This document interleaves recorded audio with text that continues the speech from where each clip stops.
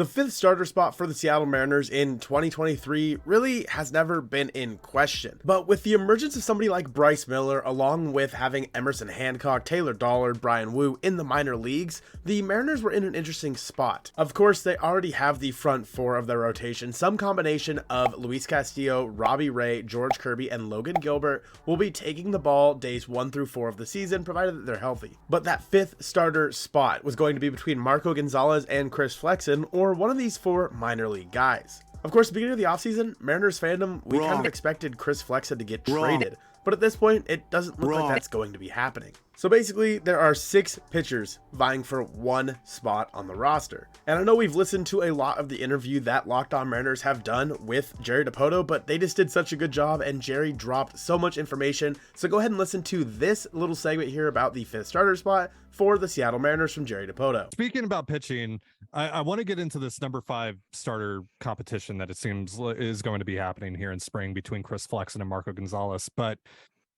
is there anyone else that could factor into that competition, specifically someone like Bryce Miller? Bryce Miller, Emerson, Hancock, Bryan Woo, those are, Taylor Dollard. That quartet of pitchers are kind of next up in our prospect group. I would say it's unlikely that we would break camp with either of the 4 as our 5th starter, primarily due to, in Marco's case, his body of work with the Mariners. Last year was not his best year, obviously, and I think he'd be the first to tell you that. But, from 2018 through 2020, that 3-year stretch, he was as dependable as you could imagine a guy being in terms of quality starts. And despite the fact that last year, a lot of the metrics went upside down on him, he still gave us, close to 20 quality starts, which is, that's a contributing factor that oftentimes you can't really rely on first-year pitchers to deliver. And Chris Flexen is a year removed from a 3-win season, and it's a part of the benefit or the good thing about where we are in our growth is that we feel like the first 4 of our starters could pitch in the top 2 of most rotations, and then the guys that are hooking for that 5th starter spot for us are guys that a year ago were pitching in the middle of a rotation of a 90-win team, and we were excited about them.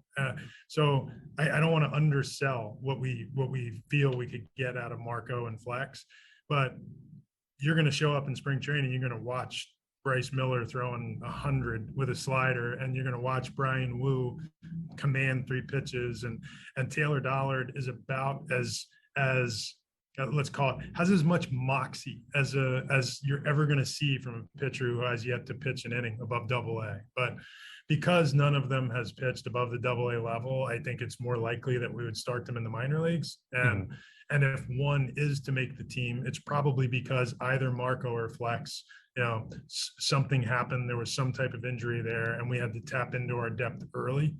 We don't foresee that happening, but I can't imagine a scenario where we break camp without either Marco or Flex taking a turn in our roster. So first and foremost, the elephant in the room. Jerry says it's highly unlikely that any of the pitchers mentioned in the minor leagues make it to the big leagues to start the season. Obviously, we've seen the emergence of Bryce Miller being one of the top 100 guys on basically every prospect list at this point, and in the top 5 for the Seattle Mariners in their top 30 rankings. Hancock and Miller seem like the next guys up, with Dollard and Bryan Woo both waiting in the wings as well. Likely the only one of those 4 that has a chance to be a top of the rotation starter is somebody like Bryce Miller or Bryan Woo, but nonetheless, Jerry said that it's highly unlikely any of those guys make the roster coming out of spring training because they just have not pitched above AA. A lot of them don't have a lot of time under their belts, and especially for the Mariners who already have 2 guys that could fill that spot on the major league roster that are making quite a bit amount of money, it wouldn't necessarily make sense to start the season with one of those guys on the roster, barring of course an injury, which is also what Jerry said. But then when it comes down to it, who takes that 5th starter spot between Marco and Chris Flexen?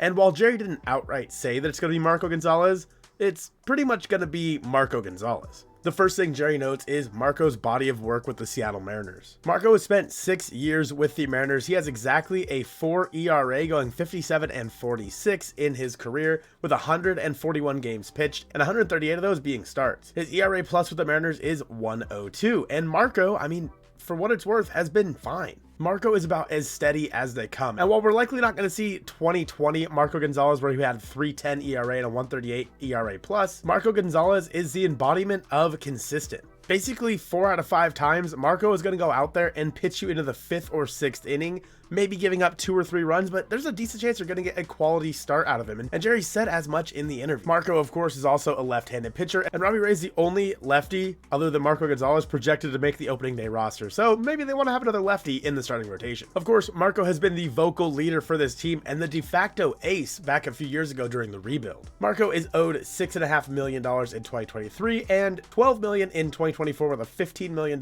option in 2025. Obviously, that's going to be declined. Chris Flexen, on the other hand, pitched in 33 games for the Mariners last year, but only 22 of them were starts. Chris Flexen actually pitched out of the bullpen last year for the Mariners. He put up a 99 ERA plus, similar to Marco Gonzalez, and even Jerry Dipoto said that Chris Flexen has a better chance to have his stuff tick up in the bullpen compared to Marco Gonzalez. And I feel like there are multiple factors there, of course. I think Chris Flexen is one of those guys that, yeah, he's a big part of the Mariners, but Marco was the face of the franchise there for a while. He is the de facto leader for the Mariners, and you're going to give him that spot. It's his spot to lose at this point. Chris Flexen could work as the long man out of the bullpen, and instead of going with a 6-man rotation, you could just have maybe somebody like Logan Gilbert or George Kirby have a shorter start, and then of course have Chris Flexen pick up the slack, go an extra 3-4 innings out of the bullpen. Flexen is owed $8 million next year, so he's not going to be cheap out of the bullpen, but needless to say, Jerry Dipoto, without saying it, Marco Gonzalez is basically going to be the go-to 5th starter. It's his position to lose until he shows otherwise. He is the number 5 for the Seattle Mariners. And speaking of players who it's their spot to lose,